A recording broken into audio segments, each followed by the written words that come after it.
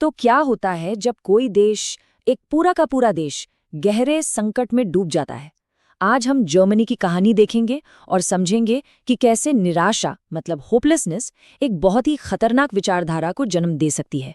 चलिए साल 1945 में चलते हैं। कल्पना कीजिए, एक 11 साल का लड़का है हेलमुथ। वो अपने पिता को कुछ बहुत ही खौफनाक शब्द कहते हुए सुनता है। और सुनिए, उसके पिता कोई आम इंसान नहीं थे। वो एक जाने माने प्रोमिनेंट फिजिशियन थे और उनके यही शब्द असल में इस पूरी कहानी की नींव हैं। तो सवाल ये उठता है कि एक पिता जो कि एक डॉक्टर भी था, वो इतने डर में क्यों था? इतना डर कि उसे अपने ही परिवार की जान लेने का ख्याल आने लगा। चलिए इसी सवाल का जवाब ढूंढते हैं, क्योंकि देखिए ये कहानी सिर्फ एक इंसान की नहीं है, ये तो पूरे देश की कहानी है और इसकी जड़ें वो इतिहास में बहुत बहुत गहरी हैं। तो सबसे पहले बात करते हैं एक राष्ट्र के अपमान की। यहीं से सब कुछ शुरू हुआ। देखिए, हुआ ये कि पहले विश्व युद्ध में जर्मनी हार गया। हार के बाद वहां राजशाही खत्म हो गई और उसकी जगह एक नए डेमोक्रेटिक रिपब्लिक ने ले ली। इसी को हम वाइमर रिपब्लिक के नाम से जानते हैं।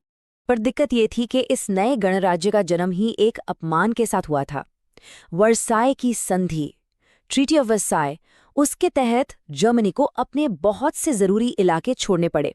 और ये सिर्फ जमीन के टुकड़े नहीं थे, ये तो उनके नेशनल प्राइड पर, उनके राष्ट्रीय गौरव पर एक बहुत गहरा घाव था। और नुकसान कितना बड़ा था, जरा सुनिए। जर्मनी ने अपनी आबादी का 10वां हिस्सा मतलब 1/10 खो दिया। 13% जमीन चली गई। 75% लोहे के भंडार और 26% कोयले के भंडार भी हाथ से निकल गए। और ऊपर से 6 अरब पाउंड का भारी भरकम हर्जाना भी लगा दिया गया। मतलब ऐसी शर्तें थीं ये जो किसी भी देश की कमर तोड़ने के लिए काफी थी। अब इस अपमानजनक संधि पर साइन करने के लिए मजबूर किसे किया गया? इसी नए वाइमार रिपब्लिक को। नतीजा क्या हुआ? कई जर्मन लोगों की नज़रों में ये सरकार, ये गणराज्य हार और अपमान का सिंबल बन गया। और जो लोग इसका समर्थन करते थे उन्हें नवंबर क्रिमिनल्स कहकर ताना मारा जाता था। तो ये तो थी अपमान की बात। अब आते हैं दूसरे अध्याय पर, संकट में फंसा एक गणराज्य। ये जो तस्वीर आप देख रहे हैं ना, ये 1923 के उस भयानक दौर की है जब जर्मनी एक ऐसे आर्थिक संकट से जूझ रहा था जिसे कहते हैं हाइपर इन्फ्लेशन। तो हाइपर इन्फ्लेशन होता क्या है? सीधी भाषा में कहें तो ये एक ऐसी सिचुएशन है जहां पैसे की कीमत इतनी तेजी से गिरती है कि कीमतें आसमान छूने लगती हैं। हालत ये थी कि लोगों को एक ब्रेड खरीदने के लिए भी ठेले भर भर के नोट ले जाने पड़ रहे थे। सोचिए जरा, आप अंदाजा लगाइए पैसे की कीमत कितनी तेजी से गिरी। अप्रैल में एक अमेरिकी डॉलर के लिए 24,000 मार्क देने पड़ते थे, ठीक है। जुलाई आते आते ये 3,53,000 हो गया और दिसंबर तक $1 9,88,00,000 मार्क का हो गया। लगभग 10 करोड़। मतलब लोगों की जो जिंदगी भर की सेविंग्स थी वो रातों रात खत्म हो गई, खाक हो गई। अब जर्मनी जैसे तैसे इस संकट से थोड़ा उभर ही रहा था कि एक और झटका लगा। 1929 में अमेरिका में हुआ वॉल स्ट्रीट क्रैश और इसने पूरी दुनिया को और खासकर जर्मनी को ग्रेट डिप्रेशन में धकेल दिया। महामंदी। और जर्मनी पर इसका असर सबसे बुरा पड़ा। और ग्रेट डिप्रेशन का जो ह्यूमन कॉस्ट था वो कुछ ऐसा दिखता था। लंबी लंबी कतारें बेरोजगार लोगों की, कारखाने बंद हो रहे थे, नौकरियां जा रही थीं और सड़कों पर बस हताशा और निराशा का माहौल था। 60 लाख, ये नंबर जरा ध्यान से सुनिए। 1932 तक जर्मनी में 60 लाख लोग बेरोजगार थे। ये कोई छोटा मोटा आंकड़ा नहीं है, ये एक ऐसी संख्या थी जिसने पूरे समाज में एक गहरा डर, एक चिंता पैदा कर दी थी। तो एक तरफ तो ये आर्थिक संकट था और दूसरी तरफ वाइमार रिपब्लिक पॉलिटिकली भी बहुत कमजोर था। उसके संविधान में ही कुछ बड़ी दिक्कतें थीं, जैसे कि एक सिस्टम था प्रोपोर्शनल रिप्रेजेंटेशन का। अब इसकी वजह से किसी एक पार्टी को मेजॉरिटी मिलना लगभग नामुमकिन था और सरकारें बनती थी गठबंधन की जो कमजोर होती थी।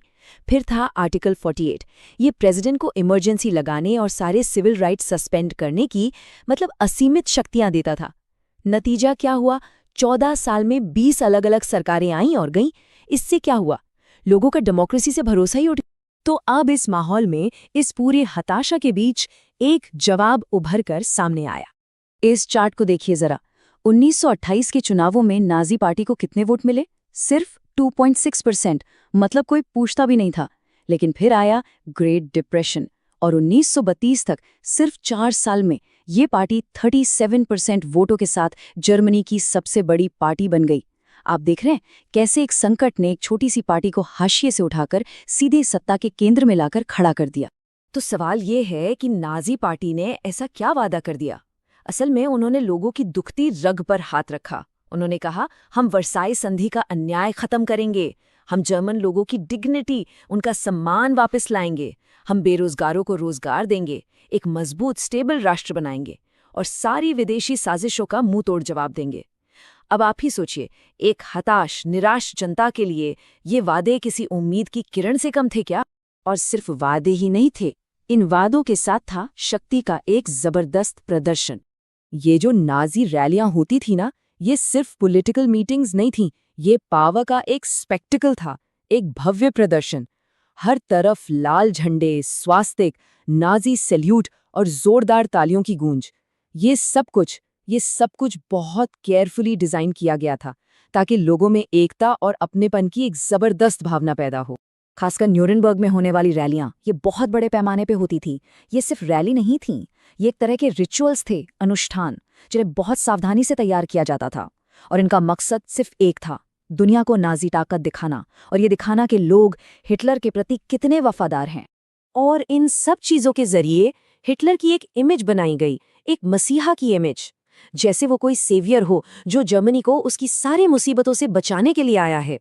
और ये एक ऐसी छवि थी जिसने एक निराश, हताश राष्ट्र की कल्पना पर पूरी तरह से कब्जा कर लिया था। तो अब कहानी के सारे धागे आकर यहीं जुड़ते हैं, और अब हम शायद हेलमुट के पिता के उस डर को, उस खौफ को समझ सकते हैं। देखिए, हेलमुट के पिता का डर सिर्फ उनका अपना डर नहीं था, ये डर था उस विचारधारा के अंजाम का जिस पर कभी उन्होंने खुद यकीन किया था। ये कहानी हमें यही दिखाती है कि जब एक समाज अपमान और आर्थिक तबाही से पूरी तरह टूट जाता है, तो वो अक्सर ऐसे एक्सट्रीमिस्ट रास्ते चुन लेता है जिनका अंत सिर्फ और सिर्फ बर्बादी होता है। तो आखिर में सवाल यही बचता है कि जब उम्मीद पूरी तरह से खत्म हो जाती है, तो एक समाज को उसकी क्या कीमत चुकानी पड़ती है।